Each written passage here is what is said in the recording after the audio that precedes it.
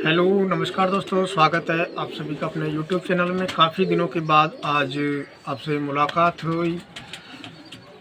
कुछ स्वास्थ्य ने साथ नहीं दिया, बीमार थे, इस वजह से वीडियो नहीं बना सके। और सभी को मेरी तरफ से नए साल की बहुत बहुत सारी बधाई। और वीडियो का जो आज मेरा टॉपिक है वो ये है कि सर्दी काफ़ी बढ़ चुकी है और 3-4 दिन से सूर्य महाराज भी दिखाई नहीं दे रहे हैं, काफ़ी ठंड है। इसमें क्या है कि हमारे जो बच्चे हैं वो अधिकतर उनकी डेथ होती जा रही है। ऐसा क्यों होता है? काफ़ी भाइयों के कमेंट और मेरे पे व्हाट्सएप और कॉल भी थी कि हमारे बच्चे जो हैं बिल्कुल ठीक थे, लेकिन अचानक से सुबह में देखा तो उसमें जो है 1 या 2 बच्चा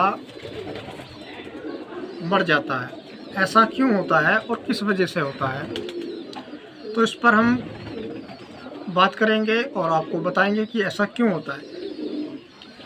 देखिए, जब भी सर्दी हो, अधिक सर्दी हो या अधिक गर्मी हो या अधिक बरसात हो, उसमें क्या होता है कि अगर हमारे जो बड़े जोड़े होते हैं, यानी कि पूरे जो 1-1.5 साल से ऊपर के जो कबूतर होते हैं, उनका इम्यूनिटी सिस्टम बहुत मजबूत होता है। उसमें हम एंटीबायोटिक भी, मल्टीविटामिन और कैल्शियम, इन्हें हम रेगुलर मंथली देते रहते हैं, जिससे कि हमारा जो बर्ड्स होता है उसका इम्यूनिटी सिस्टम बहुत मजबूत होता है कि वो जो है ऐसे मौसम को झेल जाता है। उसमें कुछ कबूतर ऐसे होते हैं जिनका इम्यून सिस्टम वीक होता है, तो वो बीमारी की चपेट में आ जाते हैं, लेकिन हम जो है दवाई वगैरह देते हैं तो वो बिल्कुल ठीक हो जाते हैं। कुछ लोग वैक्सीन वगैरह करते हैं, वैक्सीन से भी हमारे कबूतर जो है सेफ़ रहते हैं। लेकिन क्या होता है कि इसमें जो हमारे अंडे और बच्चे होते हैं उसमें नर और मादा बहुत ज़्यादा इफ़ेक्ट होते हैं और उनके साथ बच्चे भी इफ़ेक्ट होते हैं। ये एक वायरस होता है और वायरस जो होता है वो बड़े कबूतरों को इफ़ेक्ट नहीं करता है, इसमें बच्चों को ही इफ़ेक्ट करता है और बच्चों पर ही वो अधिक प्रभाव डालता है। जिन बच्चों का, जिनके माँ बाप अच्छी तरीके से बच्चों को फीड देते हैं और जब पंख उनके बड़े होने लगते हैं फिर भी वो अपने बच्चों के ऊपर बैठते हैं, तो वो बच्चे जो हैं कुछ हद तक सेफ़ रहते हैं, वो बच जाते हैं, क्योंकि उनको एक तो टेम्परेचर मिलता है, दूसरी बात जो भी वो खा रहे हैं वो बच्चों को अच्छी तरीके से वो जो है। तो वहाँ पर क्या होता है कि वहाँ पर जो बच्चे हैं, जो माँ बाप हैं, उनको जो है फीड अच्छी तरीके से करा लेते हैं। ये जो देख रहे हैं ये हमारा भतीजा है, ये भाई है, पड़ोसी है हमारे, सब ये कबूतरों को सॉल्व करने के लिए आते रहते हैं, तो इनसे भी रूबरू मैंने आपको करा दिया है। और तो मैं कहाँ बता रहा था आपको, बच्चे जो माँ बाप जब बच्चों को पे बैठते हैं, जब उनके पंख बढ़े जाते हैं, तो वहाँ पर क्या होता है उनको, जिसकी वजह से वहाँ पर जो है बच्चे वो सेफ़ रहते हैं। लेकिन कुछ बच्चे ऐसे होते हैं कि जो कि 4 या 5 दिन के बाद मादियाँ जो हैं जब उनके पंख निकल कर आते हैं हट जाती हैं, वहाँ पर वो टेम्परेचर उनको नहीं मिल पाता, बच्चे के अंदर पानी की कमी हो जाती है, वहाँ पर दाना जो है उसको दे देती है लेकिन पानी कम देती है।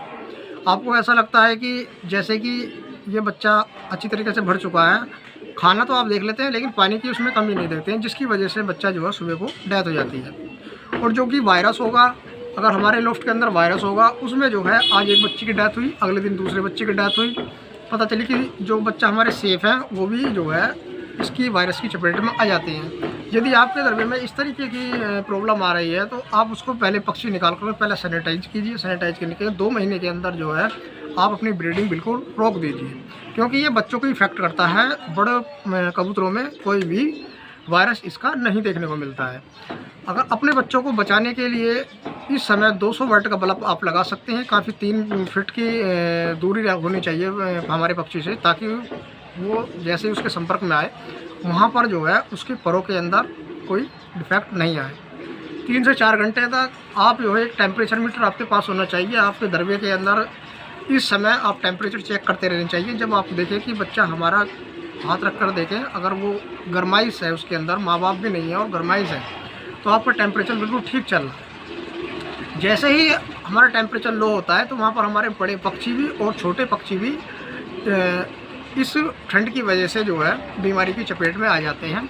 अपने बर्ड्स को शाम के समय पैरासीटामोल एक सिरप आता है, आप 5 ml 1 लीटर पानी के हिसाब से आप शाम को पिला सकते हैं ताकि वो ठंड से बचे रहें, या उनके अंदर कोई बुखार की शिकायत है वो भी ख़त्म हो जाए। दाने पर आप बहुत सारी वीडियो में देख रहे हैं, काफ़ी सारी वीडियो हैं, कोई तेल लगाता है, कोई कुछ लगाता है। एक तरीके से प्रॉपर तरीके से आप पहली बात तो अपने पक्षी को पूरा तरीके से ढकिए नहीं। वेंटिलेशन बहुत ज़रूरी है, क्योंकि अगर सारा आप ढक देंगे तो वहाँ पर क्या होता है कि अंदर गैस बनती है और गैस की वजह से भी हमारे बच्चे जो है अधिकतर मरने लगते हैं। थोड़ा सा वेंटिलेशन भी बना कर रखिए ताकि हमारे जो पक्षी हैं, वेंटिलेशन बना रहेगा तो गंदी हवा अंदर की बाहर जाएगी और बाहर की जो भी हवा आएगी वो जो आपने वहाँ बल्ब वगैरह लगा रखे हैं, हीट लगा रखी है, उससे हमारा जो टेम्परेचर है बिल्कुल मेंटेन रहेगा। तो बच्चे इसी कारण से मरते हैं जो मैं आपको बता रहा हूँ। आप जहाँ भी आपने ब्रीडिंग केज लगा रखा है वहाँ पर आप पुराली का या छोटी छोटी अखबारों कटिंग या किसी भी तरीके जो कि उनको अंदर से नीचे से गर्माइश मिले, अगर इस तरीके से आप प्रॉपर ब्रीडिंग करवाते हैं तो आपके पक्षी सर्दी से बचे रहते हैं। अभी मेरे साथ भी ऐसा हुआ, मैं काफ़ी बीमार हो गया था और बीमारी के साथ साथ मैं लोफ्ट में नहीं आया 5-6 दिन तक। मेरा भी यही कारण है कि ये जो आप पीछे देख रहे हैं ये सारा पोर्शन जो है बिल्कुल खुला हुआ था, उधर बारिश भी थी, हवा भी चल रही थी, डायरेक्ट हवा अंदर से गई, कोई बल्ब नहीं जलाया किसी ने, किसी प्रकार की उनको सेफ के लिए कोई ऊपर नहीं आया, तो हमारे बच्चे मरे हैं। तो कोई बात नहीं, ये हमारी थोड़ी सी मजबूरी थी, लापरवाही कह सकते हो या बीमारी थी जिसकी वजह से हम ऊपर नहीं आ सके, काफ़ी हमें लॉस हुआ। तो जैसा ऊपर वाले को मंजूर था, लेकिन अब हम स्वस्थ हैं तो आपके सामने खड़े हैं। और इस तरीके से देखिए मैंने ये लगा रखा है और ऊपर जो है ये थोड़ा वेंटिलेशन है, क्योंकि ये हमने इसलिए लगा रखा है ताकि अगर हवा आती है तो हम इसको नीचे कर देते हैं, अंदर की जो हवा है वो यहाँ को निकलती रहती है, ठीक है। और जैसे ही हवा नहीं चलती है तो ये पोर्शन हमारा ऊपर रहता है ताकि अंदर की जो गैस है वो बाहर निकलती रहे। और इस तरीके से आप रखिए, प्रॉपरली बिल्कुल बंद मत कीजिए इस तरीके से, क्योंकि अंदर क्या है, अंदर बल्ब होंगे, बल्ब से उसकी गर्माइश होगी और गर्माइश फिर बीट भी होंगी और बीट के साथ साथ जो है जब अंदर गैस बनेगी तो हमारे कबूतरों में भी वायरस आ सकता है और पक्षियों में भी आ सकता है। तो इस चीज़ का आप विशेष ध्यान रखें। तो मिलते हैं नेक्स्ट वीडियो में, आप इसको फॉलो कीजिए। लेते हैं आपसे नमस्कार।